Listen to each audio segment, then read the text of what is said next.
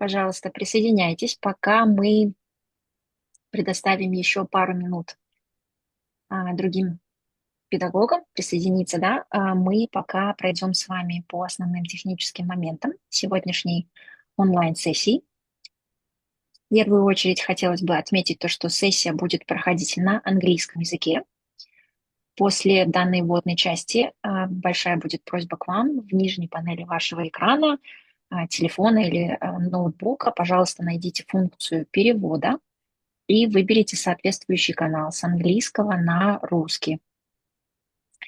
Также хотелось бы отметить то, что мы сегодняшнюю сессию с вами записываем для того, чтобы предоставить возможность всем участникам, которые не смогли по какой-то причине принять участие онлайн, возможность просмотреть вебинар, а также ознакомиться с материалами. В связи с чем, если вы не хотите, чтобы вы попадали на запись, пожалуйста, выключите свою камеру и можете спокойно прослушать вебинар. Далее хотелось бы отметить то, что данная запись вебинара и материалы будут у нас расположены на нашем мини-сайте. То есть сегодня нет необходимости фотографировать материалы и так далее. У вас будет возможность в свободное для вас время после вебинара спокойно их просмотреть. Поэтому, пожалуйста, сегодня воспользуйтесь возможностью и максимально задайте интересующие вас вопросы нашим коллегам, в частности, коллегам, которые будут рассматривать все ваши портфолио. Это как раз-таки такая очень ценная возможность для того, чтобы улучшить вашу работу. Давайте мы перейдем к следующему слайду, если вы будете не против. Позвольте очень кратко представить инициативу, в рамках которой мы с вами все встречаемся. То есть мы работаем в рамках инициативы DARYA SCAFFOLD, которая в свою очередь является частью большей инициативы под названием DARYA «Диалог и действия для находчивой молодежи в Центральной Азии», и реализуется она Европейским фондом образования, финансируется Евросоюзом и проводится в регионе Центральной Азии при сотрудничестве со всеми 5 национальными органами, которые ответственны за образование и развитие профессиональных навыков.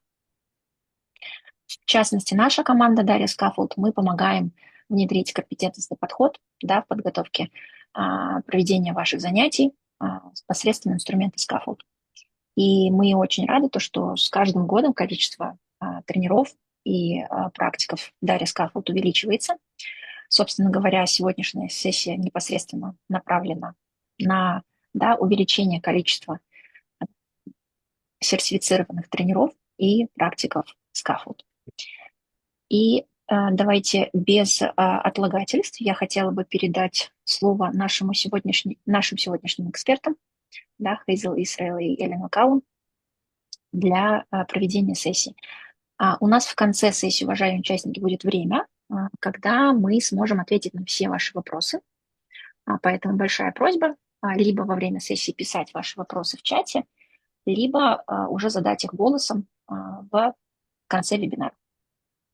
Спасибо большое, и теперь передаю слово Хейзел. Thank you, Victoria. If we could move on to the first slide of the presentation, please. Brilliant, thank you. So good morning, I should say good afternoon, everyone, and welcome back to this DARYA SCAFFOLD session. In the previous information session, we focused on the process, the trainer and practitioner pathways, what needs to be submitted, the telegram reflection, the portfolio template, and the deadline. And today we are focusing on something slightly different and possibly more important, which is the quality of the portfolios. So the question today is not simply, have I filled in the template? The more important question is, does my portfolio show what I can do as an educator using SCAFFOLD? So by the end of this hour, you should be able to look at your own portfolio with the eyes of a reviewer and identify the changes that will make it clearer, stronger, and more credible, of a higher quality. So a strong portfolio does not have to be perfect. It does need to be clear, honest, specific, and evidenced. It should help the reviewer understand your teaching decisions, what learners or colleagues actually did during the session, and what you have learned from that experience. Okay, so the bridge from the information session then. Could we change, there we are, no, I think that's the right slide, lovely. So let us start by connecting today's session with the information session. So the previous session answered the question, what do I need to do? And today answers the question, how do I make the work strong enough to be recognised with the badge and a certification? So there are 3 shifts we will keep coming back to. First, not just complete but convincing. And that's about the fact that a completed portfolio is the starting point. But a convincing portfolio helps the reviewer to clearly understand the work and trust the work. Secondly, that the learning and planning in your portfolio is not just described, but also is supported by evidence. So it's not enough to say that learners collaborated or that colleagues engaged.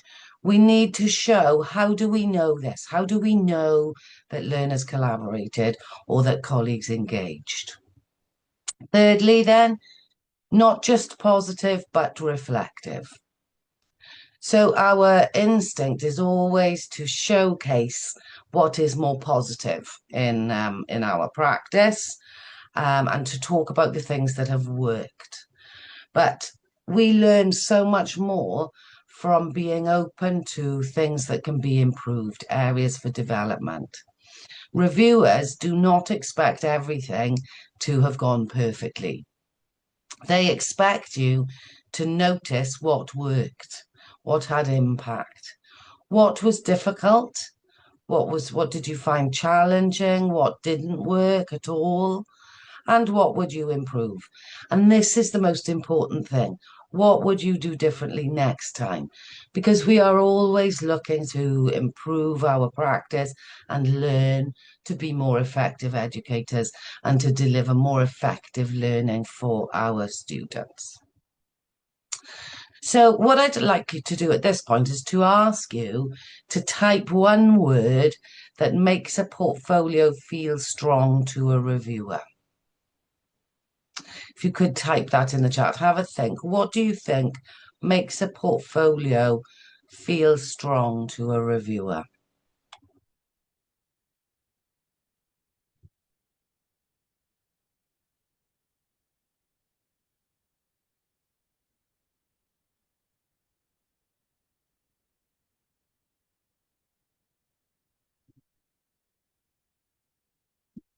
We will be going over this together during this webinar.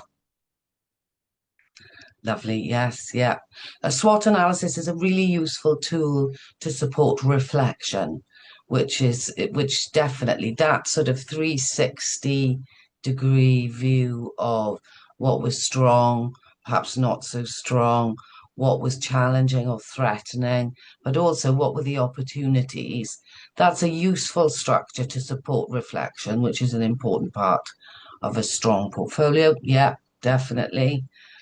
Also that the portfolio, the information in the portfolio is connected to evidence.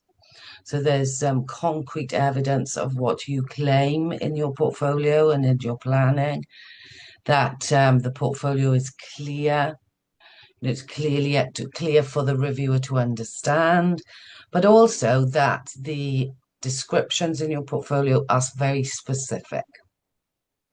to help the reviewer to get a very clear picture of what your session included. If we could move to the next slide then. So what do reviewers actually look for? When reviewers read a portfolio, they're not just counting pages or looking for nice photographs. They're looking for evidence that the scaffold cards have been used thoughtfully. 6 words sort of summarize that quality bar then. You can see them across the top of the slide there. So we have what a reviewer is looking for is that the content is relevant, that it's coherent, that it's specific and evidenced and reflective and original. So relevant means that the lesson or training fits the learner group, subject and context. Coherent here means that the parts of the portfolio connect to each other.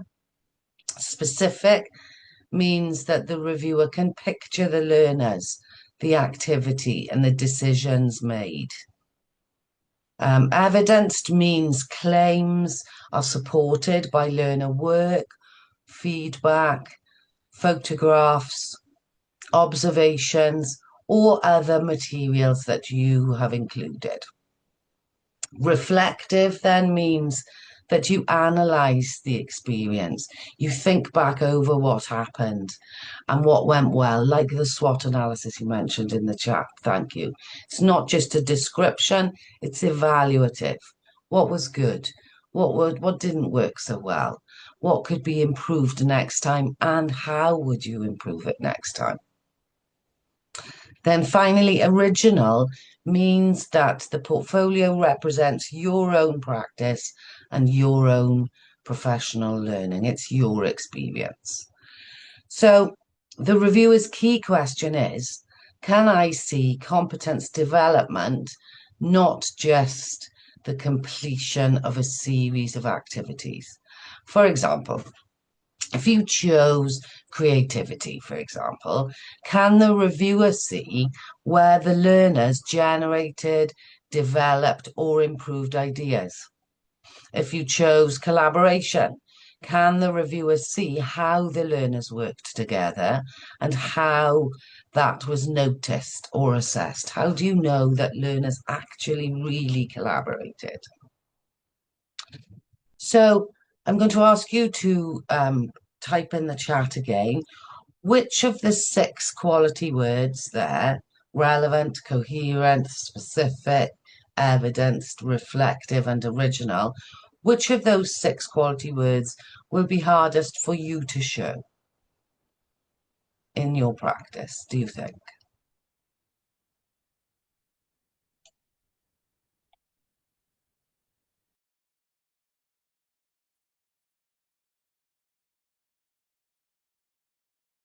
Do you think you'll find it easy to address all 6, or is there one that might be more challenging for you? And if that's the case, if you could type it in the chat, please.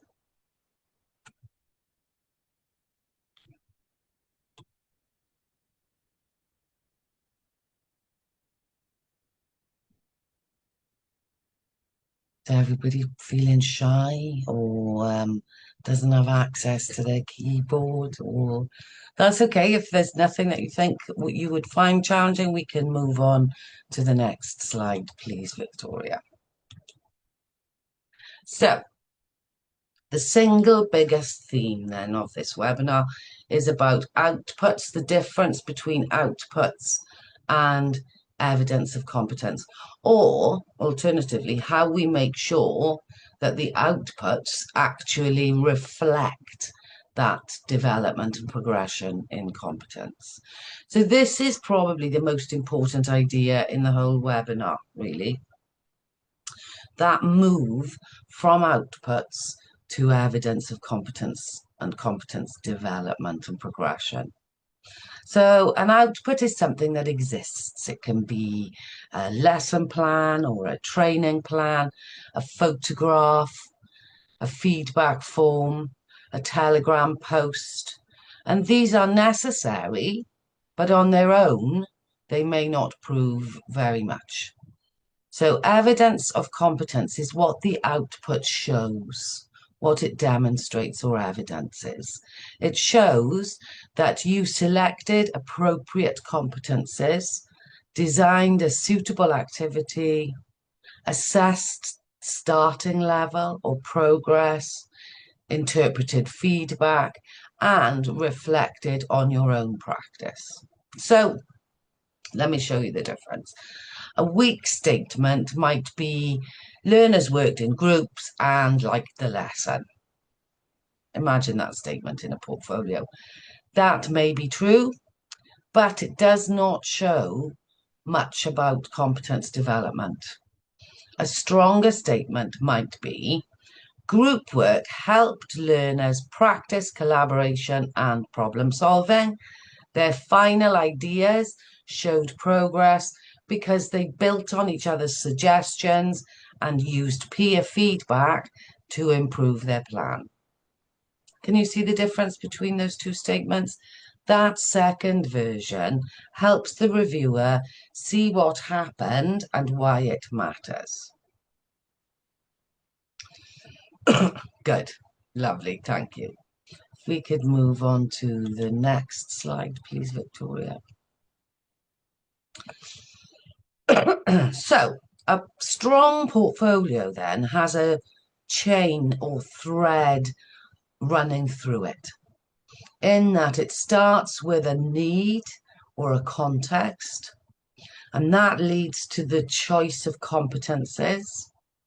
The choice of competences influence the teaching method. The teaching method shapes the activity, and the activity creates evidence. And it's this evidence that feeds the reflection. So if the chain breaks, the portfolio becomes weaker. For example, a learner need may be clearly described, but the selected competences may not match that need. Or the competence may be appropriate, but the assessment method may only check subject knowledge or understanding, not that competence that we're looking for. Also, the evidence may show that learners were present, but not what they learned or practiced. So a simple quality test is, can your reviewer follow your thinking from the beginning of your planning to the end? And if the answer is yes, the portfolio will feel much, much, much stronger. If we could move on to the next slide, please, Victoria. So the lesson plan then. The lesson plan is often the first place where quality becomes visible. A strong lesson plan does not need to be long, but it does need enough detail for a reviewer to understand the learning experience. So the quality advice then would be, make the learner group specific. Say who they are, their age or level, and any relevant needs. Explain that real life connection. Show, yes, we will show the presentation, yes, definitely. Show what learners actually do at each stage of the lesson. Make the outcomes measurable. Use timings that feel realistic. I struggle with that one, I have to confess. I always try and stuff too much into a session and then run out of time. It's tricky to pitch that the volume then within a lesson. So common mistakes that we've seen when reviewing the portfolios include writing only a general topic, such as environment or communication, without explaining why it matters for this group of students. Another common mistake is listing scaffold cards without explaining how they shape the lesson. Another we've seen is describing only what the teacher will explain rather than what the learners will do. Also, avoid outcomes such as things like learners will understand teamwork, unless you explain what learners will produce, what they'll say, what they will decide, or what they will be able to demonstrate. The best test is of a lesson plan, and certainly when we first started reviewing lesson plans in the first phase of DARYA, we used this test as the sort of most important test of our review. Could a colleague deliver this lesson from your plan? So if not, add more detail about learner activity, timing, expected outputs, and assessment points. Okay, if we could move on to the next slide, please. Victoria, thank you. So the next thing we're going to look at then is choosing competences. So choosing competences is about your professional judgment. It's not about decorating the lesson, planning the lesson first, and then adding the competences in after the plan has been completed. Really, they are the central focus and purpose of the learning design. That's the primary purpose is to develop these identified competences. The whole of the scaffold experience is about delivering effective competence-based learning. So the first thing we would say would be for you to choose between 2 and 5 competences, only because they genuinely matter for the learning plan. Fewer competences with stronger explanation is much better than lots and lots of competences with no evidence, with no good reasoning. For each chosen competence, we recommend that you ask, why this competence? Why these learners? Why this topic? Where in the lesson will learners practice it? And how will I know that they've been practicing this competence? So a common mistake we've come across, so just to emphasize, and again, if I didn't say why enough times in the last explanation, the why is almost more important than the what, really. It's your rationale, it's your reason for selecting the competencies that you have. In what ways are they relevant and beneficial to your learners? So a common mistake we've come across then is copying the competence card text and stopping there. No rationale, no explanation of why it's relevant to learners or important to this particular group of learners. And another common mistake is choosing competences that sound impressive but do not actually appear in the activity. And perhaps the most common mistake we find with competences is choosing too many. And this can make the portfolio feel unfocused, or that the portfolio has just been sprayed with competences, because it's definitely not the case that you will be able to effectively develop, practice, develop, improve, and assess many competences in one lesson. We can only focus on a smaller number of competences at any one time. So a helpful sentence frame is, I chose this competence because learners needed to. They practiced it when they completed a particular activity. The evidence was observation or questioning or something that the learners produced. And this one sentence often strengthens the portfolio immediately because it connects the choice with the activity and the evidence. So at its simplest, you can see the stem at the bottom of the slide there. So I chose these competencies because learners needed to. And then when they complete, which activities are they practicing, which competences in, and the evidence was, what did they produce, what did they actually do. Okay, we could move on to the next slide, please, Victoria. So we're moving on to assessment then, and the starting level, and we'll follow the same format in terms of some advice and the common mistakes we have come across reviewing the portfolios. So assessment in the portfolio has two important roles. First of all, it helps you understand the starting level of your students. And secondly, it helps you to notice progress or achievement.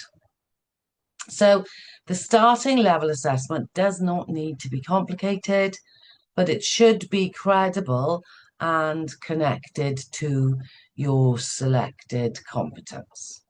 So examples of simple starting level checks include things like a short question, asking students to rate themselves using self-assessment, maybe asking students to complete a mini task or a concept map.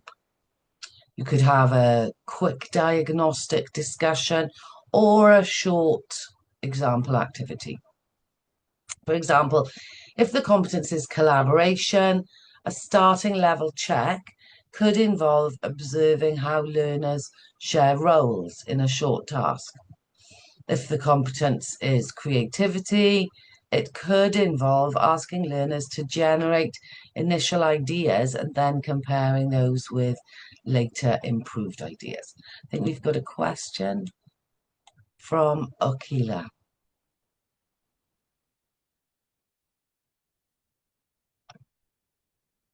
Yeah, I think you've got your hand up there. Did you want to ask a question or do you want to save it until the end?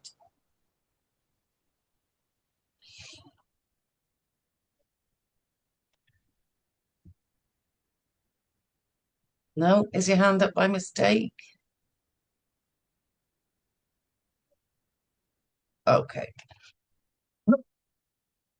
Okay, there we are. Right, no problem.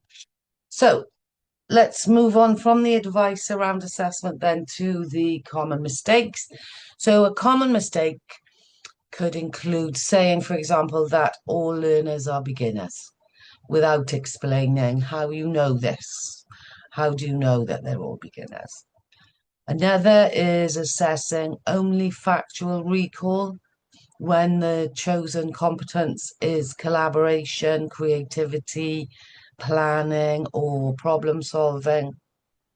So if the competence is about how learners act, how they think, collaborate, or create, your assessment evidence should look for those things.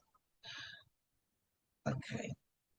So a useful question might be here, what would I see or what would I expect to see or hear if this competence is improved?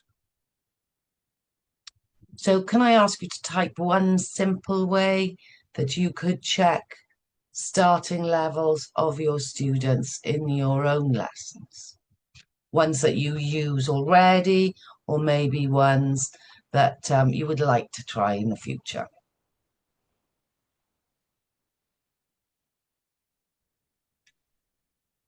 Simple ways that you could check the starting level in your lesson.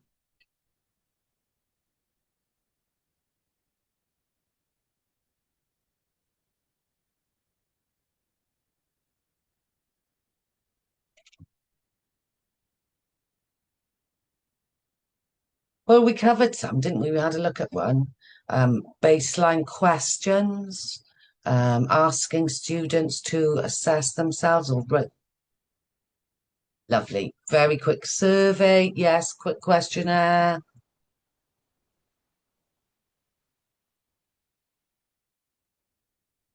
Yes. Yeah. Lovely. Any more? Quiz. Yes. Yes. Yes. Yes. Good. Yeah. Just quick to give you a sense that your pitch, how you're aiming, your learning design will address the needs and levels of your students with just the right amount of challenge and support. Now, we want to pitch it just right. And it's often the case with competences. They're not the same as a lesson or a course where everybody starts in the same place and everybody progresses at the same pace. With competences, it's often the case that people are at very different levels and will progress in different ways as well. But yes, those are some really nice examples. Thank you. Thank you for your contributions.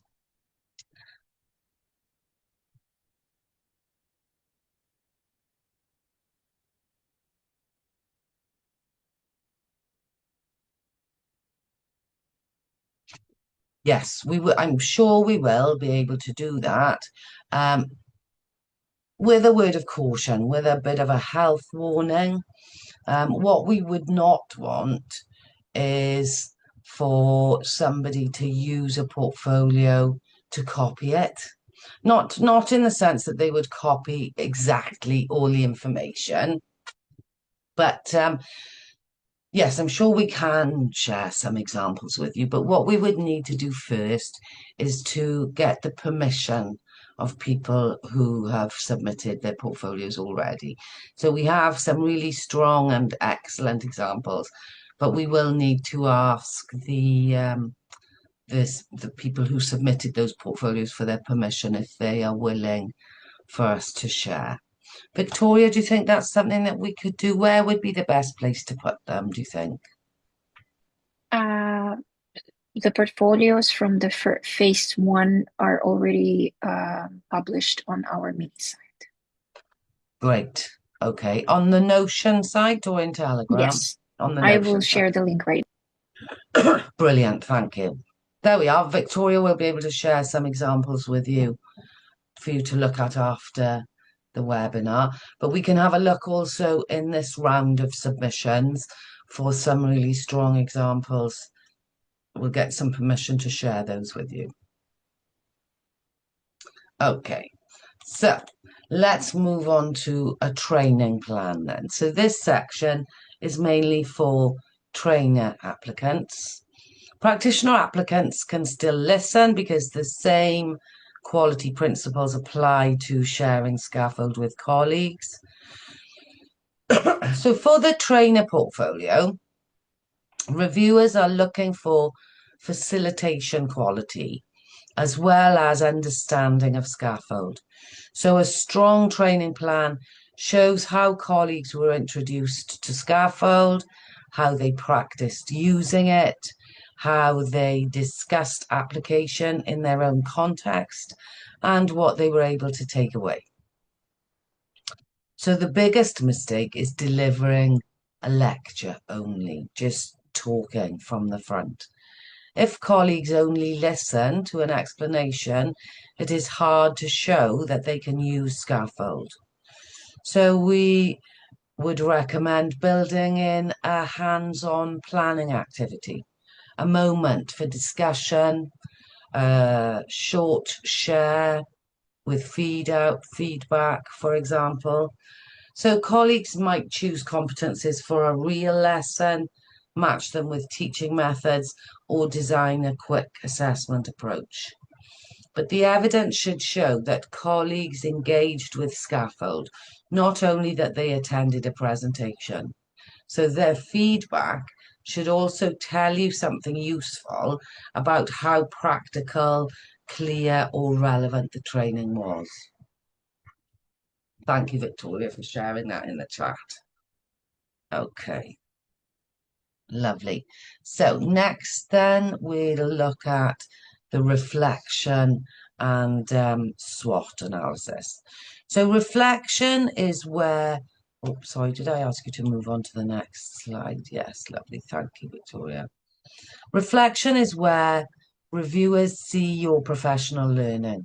You know, that's where it becomes obvious to us what you have gained from that experience.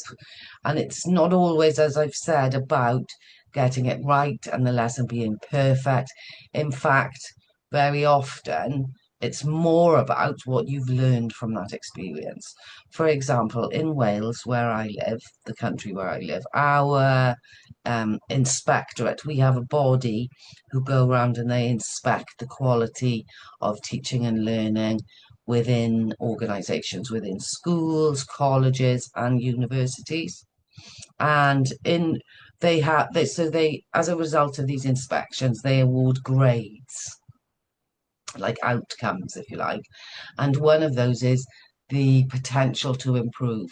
So it's not just about what they saw in terms of a snapshot of quality of teaching and learning, or learner well-being and learner needs. It's also about how capable are these organizations to improve themselves. And this is very much about the reflection. So this is why reflection is so important, because that's the key to your continuous improvement and your professional learning. So your reflection shouldn't simply say that the lesson was successful. It should show that you can describe, analyze, and improve your practice. So in the SWOT analysis, be honest and be specific. So the strengths should be linked to real features of the lesson or training. Weaknesses are not failures. They are evidence that you can identify limitations. Opportunities should show how scaffold could support future practice. Threats should identify realistic barriers, such as, things like time, confidence, curriculum pressure, limited resources, or that colleagues need more support. Common mistakes include writing things like everything went well, repeating the same answer in every SWOT box, describing only external problems, or not naming the next step. Whereas a strong reflection might say, the creativity card helped learners generate ideas, but I did not allow enough time for them to improve those ideas. Next time, I will include a round of peer feedback before the final product. And that second sentence is much stronger because it includes the evidence, it includes professional judgment, and next steps. What action will you take to address any shortcomings? One of the things we came across as well is there's a requirement for the reflection to be a minimum of 100 words. So where people have submitted portfolios with only one sentence, for example, they have been returned, because there's 100-word minimum for that reflection to reflect what we believe to be the importance of this reflection stage. Okay, lovely. If we could move on to the next slide, please, Victoria. So we're going to move on to feedback and evidence. So we'll follow the same format. So evidence becomes powerful when it's selected, when it's labeled, and when it's interpreted. So you do not need to include every photograph or every comment. Choose evidence that helps the reviewer to understand what happened in the session, but also what that evidence demonstrates, whether it's the fact, we've used examples of learners developing and practicing creativity or collaboration. So can we see that from the evidence? Good evidence might include learner feedback, participant feedback, photographs of activities, examples of learner work, scans of completed feedback forms, screenshots of digital survey results, or brief observation notes that you may have taken. But the evidence needs explanation. Why have you included it? What is it evidence of? What is it proving in your learning design? So a photo without a caption may simply show people sitting at tables. whereas a caption can turn it into evidence by explaining the task, the competence being practiced, and the learning. So use a simple caption formula. What happened? Which competence does it relate to? And what the evidence shows. For example, learners use peer questions to improve their community project ideas. This shows creativity and learning through experience from Entrecomp because they revised their first ideas after feedback. So common mistakes include attaching photographs with no explanation, including feedback but not analysing it, selecting only positive comments, or failing to connect that evidence to outcomes. Okay, so if we could move on to the next slide, please, Victoria. So in terms of your Telegram reflection post, then we've got some quick quality tips for you here. The Telegram post is short, but it should still show thoughtful practice. It should include the subject area, the lesson topic, the learner age group, the competences, teaching methods and assessment methods you chose, why you chose them, what was useful, what would you do differently next time, and 4 to 5 photographs where possible to bring that description to life. So the main quality tips then are: write in short, clear paragraphs, name the cards or methods, include one useful result, include one honest change for next time. But perhaps most importantly, remember to tag the post so that we can make the connection between the post and your portfolio. And we've got the tag there at DARYA SCAFFOLD _DM. Avoid a post that only says something like, we used scaffold and it was very interesting. Yes, that's very positive, but it does not show enough professional reflection. A better post says what was useful, why, and what will change next time. Okay, so to recap then, these are the top 10 mistakes that we've come across. So you can assume that each of these statements starts with do not. Okay, so number 1 is do not submit a template with empty sections. Do not choose too many competences. Do not copy the text from the cards without explaining why it's relevant or how it went. Do not describe teacher actions only. We're much more interested in what learners did rather than what the teachers did. Do not forget that starting level assessment. Do not use vague outcomes. Do not attach evidence with no explanation, with no captions. Do not report feedback without analysing it and saying what it means to you and your planning. Do not write reflection that is only positive. And do not submit copied or non-original work. So this list here then is not designed to make the process feel difficult. It's designed to give you a practical editing checklist. Most of these mistakes can be fixed very quickly once you know what to look for.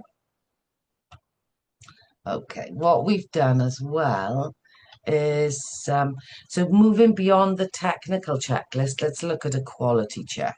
You can ask yourself 6 questions before submission. First is the chain check. Can I trace need to competence to activity to assessment to evidence and reflection? Secondly, the evidence check. Does each evidence item have a purpose and a short explanation? Third, then, the specificity check. Could a reviewer understand my learners, my context, and the choices I've made in my design? Fourth, the reflection check. Have I named what I learned and what I will change next time? Fifth, the originality check. Is this my own experience with any sources acknowledged? Finally, then, the reader check. Would a colleague understand and trust this portfolio without me having to provide additional explanations? Does it stand on its own? If you can answer yes to these questions, your portfolio will be much stronger. So for the next short moment, think about your portfolio and choose one section of your portfolio to improve. You can choose a competence explanation, an evidence caption, or a reflection about what you will do next. The aim is not to complete the whole portfolio now. The aim is to identify one visible improvement immediately. So might that be sort of option A then? Strengthen one competence explanation by adding why it fits your learners, your topic, and your activity. Or option B, strengthen one evidence caption, for example, by explaining what the photograph, the work sample, or feedback shows. Or we have another one, strengthen one reflection by changing a general comment into a specific next action. So you can share your improved sentence in the chat or simply write the section that you chose. If you'd like, which of these could you do immediately following this webinar?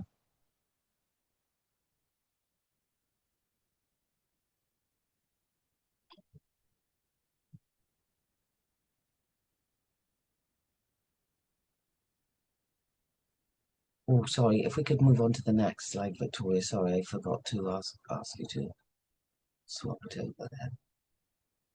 So you've got the three options. One small thing you could do immediately after this webinar. Okay. So if we could go on to the final slide, please, Victoria. So to close then, remember that a strong portfolio tells the story of your practice with Scaffold. It does not need to be perfect, but it does need to be clear, honest, evidenced, and yours. So before you submit a portfolio, ask, what can the reviewer see from this portfolio? What can they understand? What can they trust? And if the reviewer can see your choices, understand your context, and trust your evidence, your portfolio will be much stronger. And you've already done the most important work by using Scaffold and trying it out with learners, and for trainers, sharing it with colleagues. The portfolio is how you make that professional learning visible. And we can now use the remaining time for questions about quality, evidence, reflection, or final improvements before submission. Does anybody have any questions? We've also prepared for you, I should say, a downloadable checklist that you can use once you feel that you've completed the preparation of your portfolio. You can use this quick checklist to make sure that you're avoiding common pitfalls, that you've included the focus that we're looking for. Thanks, Victoria, for sharing it in the chat.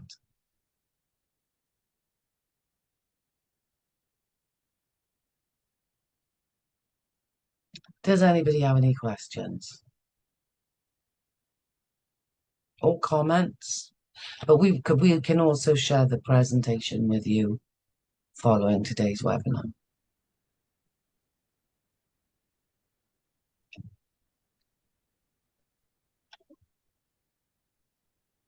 Уважаемые участники, пока вы формируете свои вопросы, хотелось бы просто еще раз отметить, что уже готовые портфолио ваших коллег, которые получили статус тренера или практика Scaffold, они доступны на нашем мини-сайте. Ссылку на данную страницу мы разместили сейчас в чате в предпоследнем сообщении. Вы можете пройти по ссылке и там по тегам найти работы. То есть если вы претендуете на бейдж тренера, пожалуйста, найдите тег тренера. Если вы получаете бейдж практика, то, соответственно, выберите соответствующий документ с тегом практика. Вот, и как раз там будут доступны все портфолио, которые коллеги успешно сдали и получили свой бейдж. И сейчас, если у вас есть именно конкретные вопросы по вашей работе, пожалуйста, воспользуйтесь этой возможностью и задайте вопросы. Подскажите, можно было задать вопрос по поводу конкурса, который проходил в прошлом году? И было объявление о том, что победители и те работы, которые были высоко оценены членами жюри, для тех участников будут предоставлены бейджики, но никакой информации об этом до сих пор не поступило. Вы имеете в виду конкурс DARYA SCAFFOLD или конкурс от Инфо? Был конкурс предоставления плана урока. Давайте мы сможем с вами по этому поводу отдельно связаться. Давайте я сейчас запишу, и мы сможем с вами обсудить Вика, этот вопрос. извиняюсь, можно вопрос? Какой конкурс? Я не слышала. Это было, результаты были 23 июня 2025 года. Был проведен самый первый конкурс. Участники должны были предоставить план урока. И, насколько я помню, в группе обсуждалось, что победителям и тем, кого высоко оценили, те, кто получил высокую оценку жюри, и победителей будет предоставлена информация о бейджиках. Дело в том, что у меня казахские группы, поэтому я не отправила. Только на русском отправить должна быть.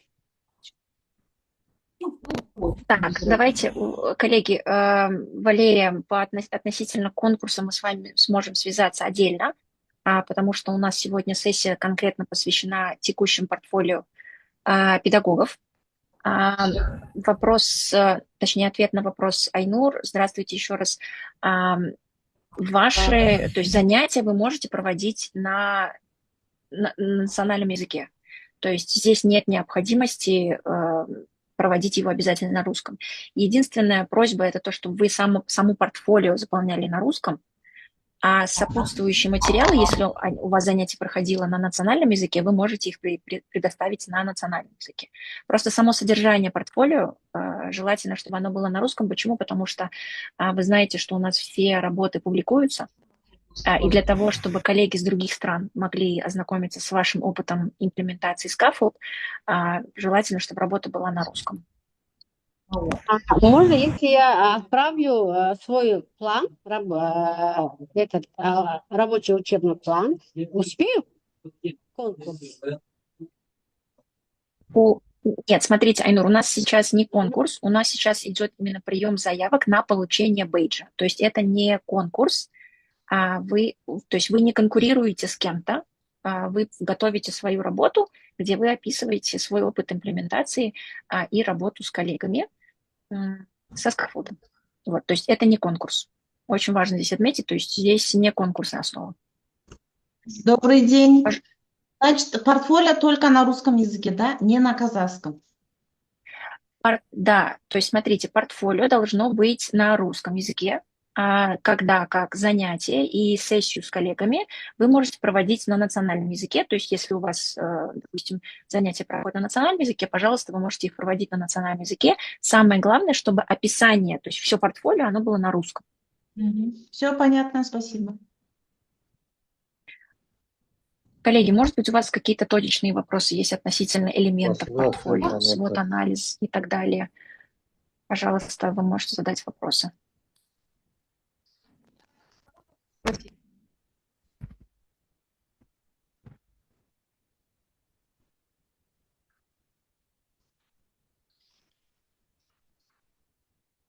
So Hazel, there's one question.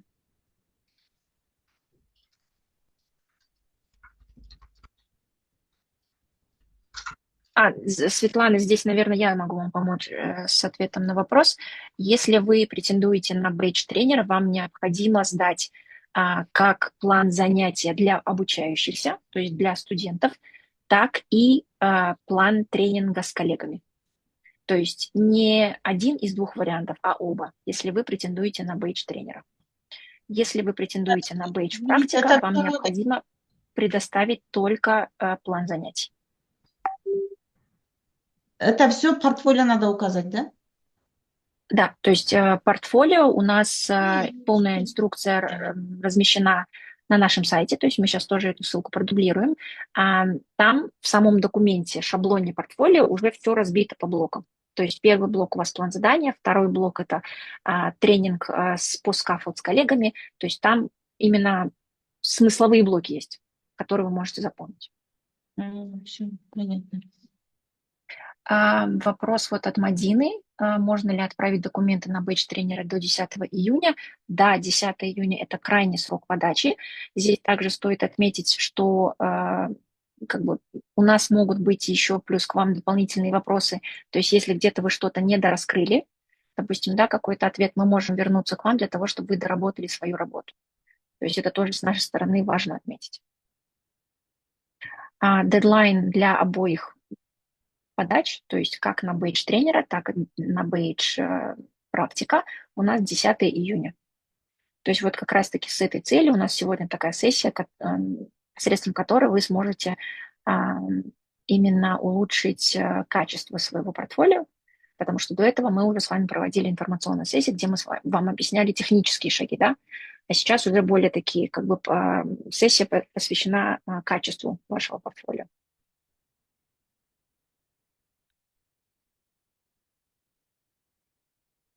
Пожалуйста, коллеги, у вас есть ли еще какие-то вопросы дополнительные? Повторюсь, сейчас хорошая возможность точечно спросить, задать вопросы относительно непосредственно вашей работы.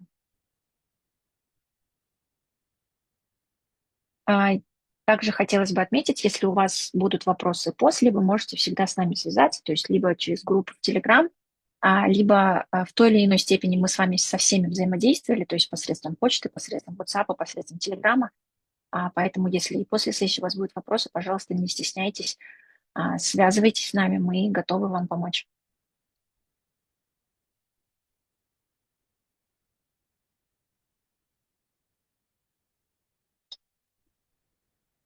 Thank you, Victoria. Thanks, everybody, for your attention and your contributions today. Great.